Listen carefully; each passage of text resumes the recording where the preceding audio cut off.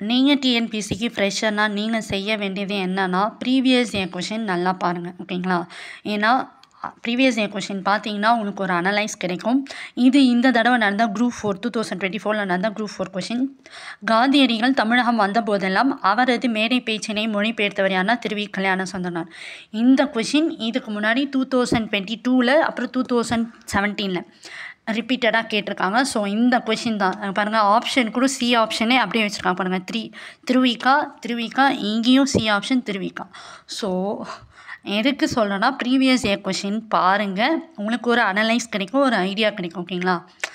எப்படி ஸ்டார்ட் பண்ணுறதுனே தெரியல அப்படின்றவங்களுக்கு இங்கேருந்து ஸ்டார்ட் பண்ணுங்கள். ஓகேங்களா? நம்ம காந்தியடிகள் தமிழகம் வந்த போதெல்லாம் அவரது மேடை பேச்சினை மொழிபெயர்த்தவர் யாருன்னு கேட்டிருக்காங்க.